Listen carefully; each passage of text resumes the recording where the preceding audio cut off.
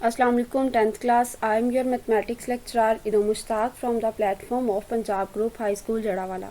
Students, hope you are fine and well. Today 16th July 2020 we are going to discuss question number 4 to 6 of exercise 4.4 in this lecture.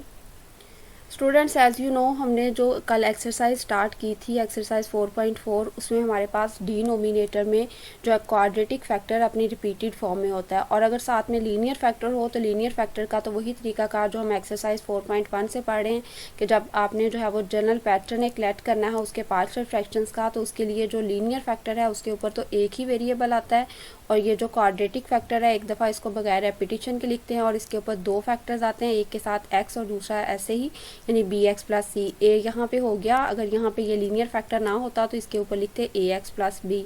अब ए यहाँ पे लिख दिया तो अब इसके साथ लिखेंगे बी एक्स प्लस सी। उसके बाद फिर यही क्वाड्रेटिक फैक्टर अपनी रिपीटेड फॉर्म में है तो इसको लिखेंगे नेक्स्ट वेरिएबल सेम इसी तरीके से डी एक्स प्लस ई।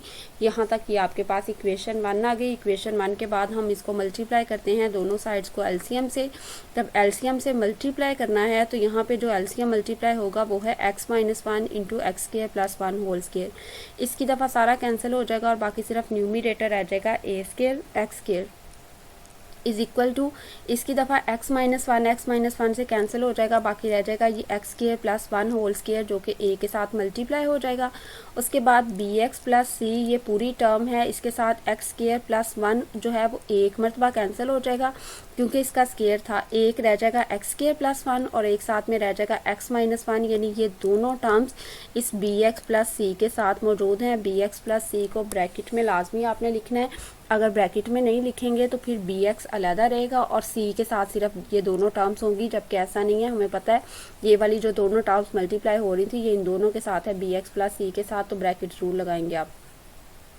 उसके बाद यहाँ पे x square plus 1 whole square है, ये सारे का सारा इससे कैंसिल हो जाएगा, बाकी रह जाएगा x माइनस वन इन दोनों के साथ है डी एक्स प्लस ई के साथ। तो फिर यहाँ पे आपने डी एक्स प्लस ई के ब्रैकेट लगा के अगले वाला लिख देना ताकि ये शो हो कि ये वाली टर्म जो है वो दोनों के साथ है।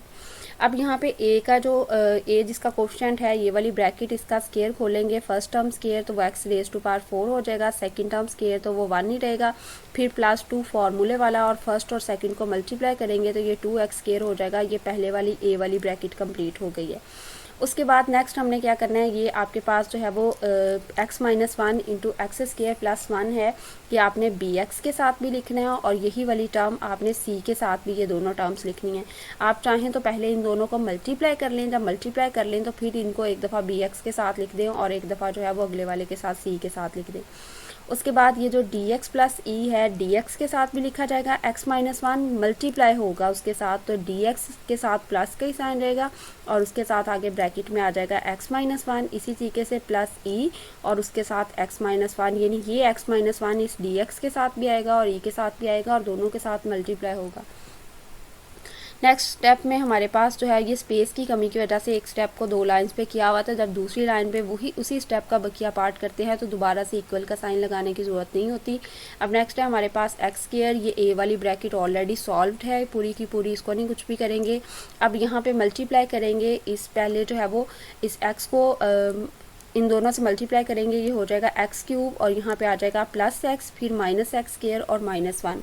जो भी अंदर ब्रैकेट में आपके पास टर्म्स आएंगी इन दोनों को मल्टीप्लाई करने से बाहर वाले एक्स को भी उससे मल्टीप्लाई कर देंगे तो वो हो जाएगा x raise to power 4 minus x cube plus x square minus x. यानी पहले इन दोनों को आपस में मल्टीप्लाई कर लें, एक्स को इन दोनों के साथ फिर माइनस 1 को इसके साथ, जो भी ब्रैकेट में आंसर आता है बाहर वाले एक्स को भी उसके साथ मल्टीप्लाई कर दें ताकि आपके पास इस ब्रैकेट का कोफिशिएंट सिर्फ बी रह जाए, क्योंकि बेटे हमने ए बी सी डी और ई की ही वैल्यूज़ फाइंड आउट करनी है जो हमारे पास इस क्वेश्चन में वेरिएबल है। नेक्स्ट आपके पास जो है वो सी के साथ ये दोनों मल्टीप्लाई होंगे, पहले x मल्टीप्लाई होगा एक्स स्क्वायर के साथ x क्यूब हो जाएगा, फिर x मल्टीप्लाई होगा 1 के साथ तो ये जो है वो प्लस x हो जाएगा, फिर इसी तरीके से माइनस जो है वो 1 एक्स स्क्वायर के साथ मल्टीप्लाई होगा तो माइनस एक्स स्क्वायर और प्लस माइनस माइनस 1 और फिर इनके सीक्वेंस बना के इनको लिख दिया x cube minus x square plus x minus 1। उसके बाद डी जो है वो बाहर ही रहेगा और डी के साथ जो एक्स है वो मल्टीप्लाई होगा तो ये हो जाएगा एक्स स्क्वायर माइनस एक्स और ये वाला ई एज इट इज़ रहेगा एक्स माइनस 1। इसको आपने इक्वेशन 3 का नाम दे दिया। अब आपने क्या करना है, सबसे पहले आपने जो है वो जो आपके पास एक वेरिएबल लीनियर फैक्टर मौजूद है उससे आपने वेरिएबल की वैल्यू फाइंड आउट करनी है। उसे 0 के इक्वल रखा तो x की वैल्यू आ गई 1, उसे आपने इक्वेशन 2 में पुट कर दिया। ये आपके पास इक्वेशन 2 है बेटे, याद रखिएगा x माइनस 1 से जो वैल्यू निकाली है अगर आप उसको किसी ऐसी टर्म में पुट करेंगे जिसके साथ x माइनस 1 है तो वो वैसे ही 0 हो जाएगा। तो ये bx प्लस c वाले के साथ भी x माइनस 1 है, dx प्लस e वाले के साथ भी x माइनस 1 है, तो इन दोनों में वैल्यू पुट करने की जरूरत नहीं है। सिर्फ ये जो है वो लेफ्ट हैंड साइड इस साइड पे पुट करेंगे और राइट हैंड साइड में सिर्फ a वाली ब्रैकेट के साथ वैल्यू पुट करेंगे। एक्स स्केयर है तो 1 स्केयर 1 ही आ जाएगा। उसके बाद यहाँ पे एक्स स्केयर है तो एक्स स्केयर 1 स्केयर है तो 1 ही आ जाएगा। उसके बाद फिर प्लस 1 तो 1 plus 1 which is equal to 2, तो 2 स्केयर आपके पास आ जाएगा 4। 1 इधर मल्टीप्लाई हो रहा है और ये वाला 4 भी इधर a के साथ मल्टीप्लाई हो रहा है और इधर आके डिवाइड हो जाएगा तो a की वैल्यू आ जाएगी 1/4। उसके बाद नेक्स्ट हमारे पास a की वैल्यू आ चुकी है, b, c, d and e की वैल्यू फाइंड आउट करनी है और कोई लीनियर फैक्टर हमारे पास नहीं है तो हमने इक्वेटिंग मेथड से इनकी वैल्यूज़ फाइंड आउट करनी है।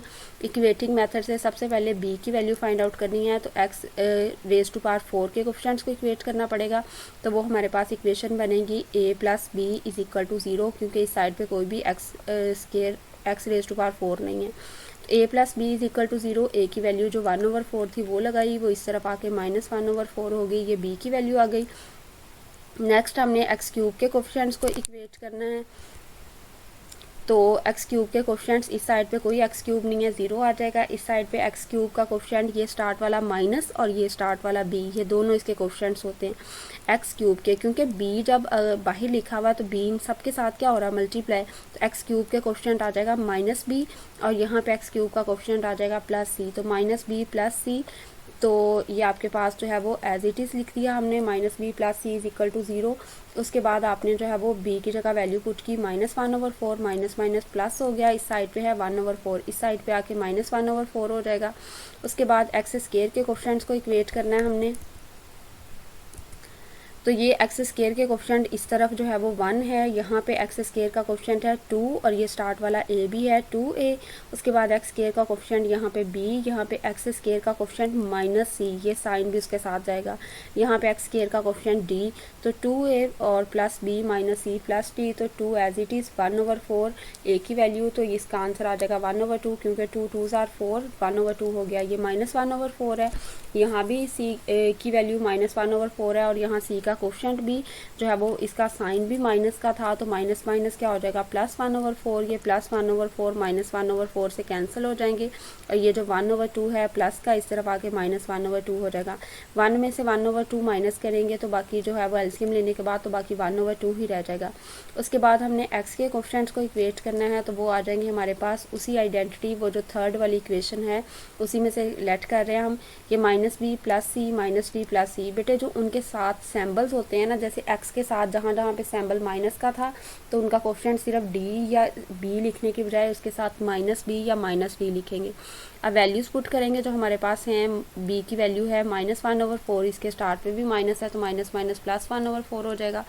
c की वैल्यू है -1/4, तो +1/4 -1/4 से कैंसिल और यहाँ पे आपके पास है d की वैल्यू -1/4, ये e की वैल्यू जो है वो आपने फाइंड आउट करनी है और d की वैल्यू है -1/2, तो ये -1/2 जो है वो दूसरी तरफ जाके +1/2 हो जाएगी और ये e की वैल्यू आ जाएगी। अब बारी बारी हमने सारी वैल्यूज़ को जनरल पैटर्न में पुट करना है। सबसे पहले a का तो कोई भी मसला नहीं है, a अलहदा ही था तो 1/4 एज इट इज़ आ गया। उसके बाद आपके पास जो है वो यहाँ पे x का आंसर आया है, ये जो b वाला है इसका आंसर आया था b और इसके बाद c की वैल्यू पुट करनी है, यहाँ पे था bx + c, तो b की वैल्यू आई है -1/4। ये मैं आपको एक दफ़ा पुट करके फिर इसका फाइनल आंसर कैसे आया वो बता देती हूँ। और यहाँ पे भी आपके पास जो है वो आंसर है -1/4। उसके बाद जब 4 दोनों में से कॉमन लिया और साथ में माइनस भी कॉमन ले लिया तो माइनस यहाँ पे आ गया और 4 डिनोमिनेटर में, तो यहाँ पे सिर्फ रह गया x और यहाँ पे माइनस का ये जो माइनस कॉमन लिया उसकी वजह से यहाँ प्लस हो गया और ये +1/4 आ गया आपके पास। उसके बाद यहाँ पे आपके पास आपने वैल्यू लगानी थी dx और e की, तो d की वैल्यू यहाँ पे आई है आपके पास 1/2 और e की वैल्यू भी 1/2 है।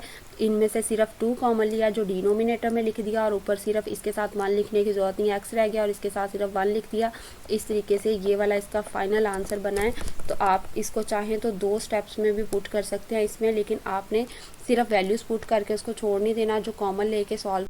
नेक्स्ट हमारे पास क्वेश्चन नंबर 5 है। ये आपके पास बेटे इम्प्रॉपर फ्रैक्शन है, ऊपर x रेज़ टू पावर 4 है, नीचे वाले का जब स्केयर बनाएंगे तो फर्स्ट टर्म स्केयर और प्लस सेकंड टर्म स्केयर 4 और दरमियान में जब 2 को दोनों से मल्टीप्लाई करेंगे तो 4x स्केयर। ये ऊपर वाले की डिग्री नीचे वाले की डिग्री के इक्वल है, तो इसका मतलब है ये इम्प्रॉपर है। पहले हम इन्हें डिवाइड करवाएंगे, ऊपर वाले को जो है वो डिविडेंड बनाएंगे और नीचे वाले को डिवाइजर बनाएंगे। तो ये आपको x रेज़ टू पावर 4 पहले ही x रेज़ टू पावर 4 के इक्वल है, तो सिर्फ 1 से मल्टीप्लाई करेंगे, 1 से मल्टीप्लाई करवा के सारा इसके नीचे लिख देंगे। ये हो जाएगा पहले plus x raise to power 4, फिर 4x स्केयर प्लस 4, क्योंकि 1 से मल्टीप्लाई होके ये सारे का सारा एज इट इज़ आ जाएगा। ये वाला कैंसिल हो जाएगा, नीचे वालों के साइन चेंज करते हैं, ये -4x स्केयर -4। अब इसकी डिग्री छोटी हो गई और बाहर वाले की डिग्री बड़ी है। जब इसकी डिग्री छोटी हो जाए फिर आपने डिवाइड करना बंद कर देना है और इसकी जो है वो इसको लिख लेना है हम इसके आंसर्स को। ये अब सबसे पहले क्वेश्चन लिखेंगे, उसके बाद इस क्वेश्चन का पहला पार्शियल फ्रैक्शन आपके पास आ गया। ये जो इसका आंसर था डिवाइड करने के बाद, ये जो नहीं डिवाइड हो सका वो अब आपने लिखना है ये वाला, और इसके डिनोमिनेटर में क्वेश्चन वाली वही इसको एज इट इज़ लिख देना है। ये वाला बेटे एक्चुअली ये वाला जो आपने फॉर्मूला खोला था इसका, ये किसका आंसर था, ये इस वाले का आंसर था। इसकी जगह पे वापस वही लगा दिया x square plus 2 whole square. और ये इसके नीचे क्यों लिखा, क्योंकि ये वाली रकम अभी तक इस पर डिवाइड नहीं हुई, ये 1 डिवाइड होके आंसर आ गया था।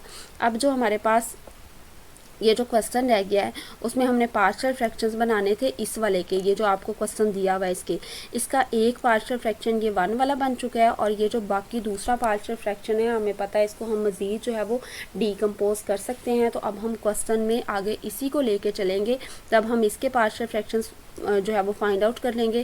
तो लास्ट पे इस वाले पैटर्न में हम वैल्यूज़ को पुट कर देंगे तो आपके पास आंसर आ जाएगा। तो फिलहाल हमारा जो है वो कंसर्न सिर्फ इतने वाले ये सेकंड वाले जो है वो पार्शियल फ्रैक्शन से है कि इसकी डीकम्पोजिशन किस हद तक पॉसिबल है। तो ये आपके पास जो है वो x स्केयर प्लस 2 यानी क्वाड्रेटिक फैक्टर अपनी रिपीटेड फॉर्म में है, इसमें लीनियर फैक्टर नहीं है, तो ये एज इट इज़ आ जाएगा ax plus b divided by x square plus 2, यानी एक दफ़ा बगैर रेपिटेशन के और एक दफ़ा रिपीटेड फॉर्म में, और दोनों दफ़ा इनके ऊपर दो वेरिएबल्स आएंगे ax प्लस b और cx प्लस d। मल्टीप्लाई करेंगे इसको x square plus 2 whole square से, इधर ये कैंसिल हो जाएगा और यहाँ पर रह जाएगा -4x स्केयर -4, इधर रह जाएगा बेटे x प्लस b और इसके साथ x स्केयर प्लस 2 एक मरतबा कैंसिल हो जाएगा, एक मरतबा रह जाएगा। और इसके लिए ब्रैकेट लगाएंगे क्योंकि ये ax प्लस b जो है वो इन दोनों के साथ है x स्केयर प्लस 2। तो जब हम नेक्स्ट स्टेप में लिखेंगे a के साथ भी लिखेंगे x स्केयर प्लस 2 और b के साथ भी लिखेंगे, a वाला जो x है वो अंदर इससे मल्टीप्लाई हो जाएगा तो ये x क्यूब प्लस 2x हो जाएगा, और b के साथ ये as it is x square plus 2 लिखा जाएगा। और ये cx प्लस d के साथ दोनों ये कैंसिल हो गए थे स्केयर स्केयर के साथ, बाकी रह गया सिर्फ cx प्लस d। ये आपके पास इक्वेशन बन गई। अब इस इक्वेशन में हमने जो है वो इक्वेटिंग मेथड अप्लाई करना है क्योंकि इसमें हमारे पास कोई भी लीनियर फैक्टर नहीं है। ये यहाँ तक इक्वेशन हम बना चुके हैं। तो नेक्स्ट हम लिखेंगे equating the coefficients of x cube x square x and constants in equation. अब कॉन्स्टेंट्स क्यों लेट कर रहे हैं देखते हैं। इसमें सबसे पहले आपने जो है वो वैल्यू फाइंड आउट करनी है a की, तो x क्यूब के कोएफिशिएंट्स को जो है वो इक्वेट करेंगे। इस साइड पे कोई x क्यूब नहीं है, इस साइड पे x क्यूब के साथ सिर्फ a है, a इज़ इक्वल टू 0, ये डायरेक्ट a की वैल्यू आ गई। उसके बाद आपने जो है वो x स्केयर के कोएफिशिएंट्स को इक्वेट करना है। x स्केयर के साथ इस तरफ है b और इस तरफ x स्केयर के साथ है -4, तो b की वैल्यू -4 आ गई, ये भी एज इट इज़। उसके बाद आपने कोएफिशिएंट्स ऑफ x को इक्वेट करना है ताकि आपके पास c की वैल्यू आ जाए।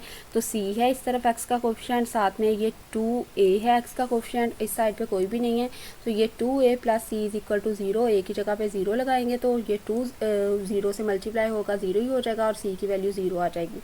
उसके बाद अब आपको d जो है वो उसकी भी वैल्यू चाहिए, और आपके पास जो है वो सारे जो वेरिएबल वाली टर्म्स थी वो भी ख़त्म हो गई हैं। तो उसके बाद हमारे पास बचता है कांस्टेंट, क्योंकि d के साथ खुद कोई वेरिएबल नहीं है तो इट्स मीन ये कांस्टेंट है। आप कांस्टेंट को लेट करेंगे लगाएंगे। इस साइड पे किस किस के साथ वेरिएबल नहीं है, एक डी के साथ नहीं है, एक इस 2 के साथ ये वाला यानी एक्स वाला कोई वेरिएबल नहीं है, ये स्टार्ट वाला बी है तो 2b आ जाएगा। और साथ में इस तरफ जो है वो आपके पास जो है वो -4 आ जाएगा। 2b plus D is equal to -4, तो 2 और b की जगह पे -4 लगाएंगे, plus d is equal to -4। ये 2 मल्टीप्लाई होगा -4 के साथ -8 हो जाएगा, और ये -8 इस तरफ आके +8 हो जाएगा। 8 में से 4 माइनस करेंगे, बाकी 4 आ जाएगा। ये d की वैल्यू आ गई 4। अब सब की वैल्यूज़ को पुट करेंगे। सबसे पहले a की वैल्यू पुट करेंगे जो कि है 1। आप सबसे पहले आपके पास जो हमने स्टार्ट पे कहा था कि 2 पार्शियल फ्रैक्शन जो है वो हमारे पास बन गए हैं। पहला तो 1 आ गया था, उसको एज इट इज़ लिख दिया। ये क्वेश्चन है आपके पास, ये उसका पहला पार्शियल फ्रैक्शन जो हमने डिवाइड करने से निकाल लिया था। उसके बाद यहाँ पे आपने जो है वो जो उसका अगले वाला पार्शियल फ्रैक्शन था उसके 2 हिस्से हो गए थे। यहाँ पे आना था ax प्लस बी, और a की वैल्यू 0 हो गई है तो उसके साथ फिर जो x है वो भी 0 हो जाएगा, और सिर्फ b की वैल्यू यहाँ पे लिखी जाएगी -4, और उसके डिनोमिनेटर में आ जाएगा x² प्लस 2। उसके बाद यहाँ पे लिखनी थी आपने cx प्लस d, तो c की वैल्यू 0 है तो उसके साथ फिर x भी नहीं लिखा जाएगा क्योंकि वो भी 0 हो जाएगा, और सिर्फ d की वैल्यू लिखेंगे 4। इस तरीके से ये आपके पास जो है वो पार्शियल फ्रैक्शंस इस वाले क्वेश्चन के बन गए हैं, और यहाँ तक ये क्वेश्चन कंप्लीट हो गया। अब नेक्स्ट हमारा क्वेश्चन है आज का लास्ट वाला, x⁵5 divided by x² plus 1 whole square.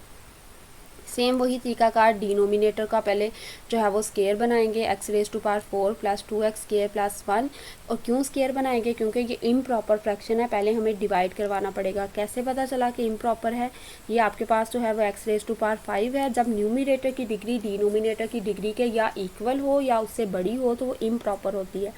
इस ऊपर वाली डिग्री को हमेशा छोटा होना चाहिए तो वो प्रॉपर है, तो डायरेक्ट आप पार्शियल फ्रैक्शंस की तरफ जा सकते हैं, वरना पहले आपको डिवाइड करवाना पड़ेगा। x⁵5 को डिविडेंड बनाएंगे, और ये x⁴ प्लस 2x² प्लस 1 इसको जो है वो डिवाइज़र बनाएंगे, और फर्स्ट वाले को फर्स्ट के इक्वल करने के लिए इसको किससे मल्टीप्लाई करवाना पड़ेगा, x से मल्टीप्लाई करवाया तो ये x⁵5 हो गया, ये 2x³ और ये हो जाएगा x। अब ये वाले तो कैंसिल हो जाएंगे साइन चेंज करने पे, ये बाकी बचेगा -2x³ माइनस x। अब इसकी डिग्री छोटी हो गई है और इसकी डिग्री ग्रेटर है, तो अब आपने डिवीजन का प्रोसेस स्टॉप कर देना है और इसके पार्शियल फ्रैक्शंस लिख लेना है। ये आपके पास वो क्वेश्चन है जो दिया हुआ था, ये डिवाइड करने के बाद जो उसका आंसर आया वो आपके पास पहला पार्शियल फ्रैक्शन, और जो रिमाइंडर रह गया उसको जो है वो वापस उसी वाली रकम पे डिवाइड करके लिख देना है, तो ये आपके पास जो है वो दूसरा इसका पार्शियल फ्रैक्शन। ये जो पार्शियल फ्रैक्शन है ये अपनी सिंप्लीफाइड फॉर्म में है, लेकिन ये मज़ीद रिड्यूस हो सकता है या डीकम्पोज हो सकता है। अब हम क्वेश्चन में हमारा कंसर्न इसी से है कि हम इसी को जो है डीकम्पोज कैसे करेंगे। ये हमने लिखा, उसके बाद इसको जो है वो इसका जनरल पैटर्न बनाया, लेट का वर्ड उसके साथ लिखना है, x² प्लस 1 एक मरतबा और x² प्लस 1 होल स्क्वायर एक मरतबा लिख दिया हमने। उसके बाद हमने इसको मल्टीप्लाई करवाना है एलसीएम से,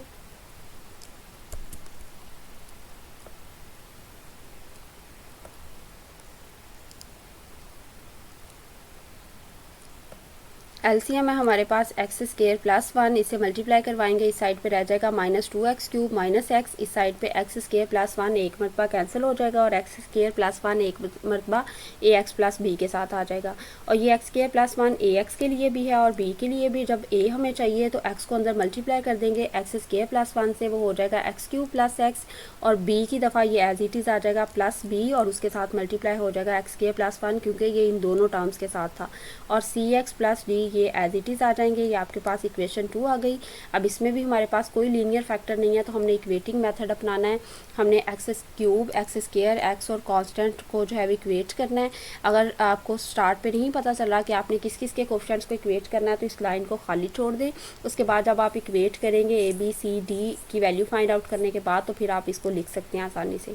सबसे पहले a को फाइंड आउट करना है तो x³ का कोफिशिएंट इक्वेट करना पड़ेगा। इस साइड पे a x³ का कोफिशिएंट है और इस साइड पे x³ का कोफिशिएंट है -2, तो ये की वैल्यू आ गई। उसके बाद x² के कोफिशिएंट्स को इक्वेट करना है। इस साइड पे x² के साथ सिर्फ b है और इस साइड पे कोई भी x² के साथ नहीं है तो b इज इक्वल टू 0। उसके बाद c की वैल्यू फाइंड आउट करने के लिए x के कोफिशिएंट्स को इक्वेट करना है। c आएगा इसमें, फिर a आएगा और यहाँ पे -1 आएगा। x का कोफिशिएंट इसके स्टार्ट पे कुछ नहीं लिखा हुआ तो -1 होगा, a plus c is equal to -1। तो a की वैल्यू -2 है, वो इस तरफ आके +2 हो जाएगी और c की वैल्यू 1 आ जाएगी। उसके बाद आपने कॉन्स्टेंट्स को इक्वेट करना है। तो कॉन्स्टेंट है आपके पास एक यहाँ पे b, ये 1 जो है b के साथ मल्टीप्लाई होगा तो b एक कॉन्स्टेंट है और एक d कॉन्स्टेंट है। b + d, b की वैल्यू 0 है तो d की वैल्यू भी 0 हो जाएगी। अब ये जो स्टार्ट वाला ये क्वेश्चन है आपके पास, ये जो स्टार्ट पे आपने डिवाइड करने के बाद पार्शियल फ्रैक्शन आया था ये x, और यहाँ पे आपने लिखना है bx + c। तो b की वैल्यू आपके पास यहाँ पे ax + b लिखना है। a की वैल्यू है -2 x के साथ मल्टीप्लाई हुआ और आगे b 0 है तो वो नहीं लिखा।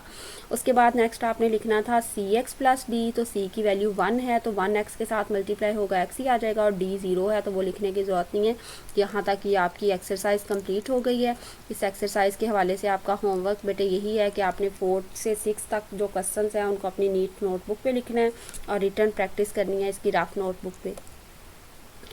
आज की एक्सरसाइज का हिंट जो है वो आज की एक्सरसाइज का कि डिनोमिनेटर में रिपीटेड क्वाड्रेटिक फैक्टर मौजूद था। उसके बाद आज हमने जो क्वेश्चन नंबर 4 किया वो तो प्रॉपर फ्रैक्शन था, लेकिन जो क्वेश्चन नंबर 5 और 6 किया वो इम्प्रॉपर थे। तो पहले डिवीजन के ज़रिए से उसके जो है वो उसको प्रॉपर में कन्वर्ट किया, उसके बाद आपने उसके पार्शियल फ्रैक्शंस बनाने हैं और ये रूल चाहे कोई भी एक्सरसाइज हो उस सब में अप्लाई करना है।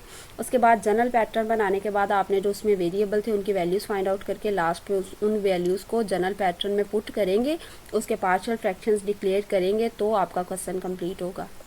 उम्मीद करती हूँ स्टूडेंट्स चैप्टर नंबर 4 आपने साथ साथ इसकी रिटर्न प्रैक्टिस की होगी। आज हमारा चैप्टर कंप्लीट हो गया है, कल इंशाल्लाह हम इसकी रिव्यू एक्सरसाइज करेंगे। अल्लाह ताला आप सबको अपने हिफ्ज़-ओ-मान में रखे। थैंक यू स्टूडेंट्स, अल्लाह हाफिज़।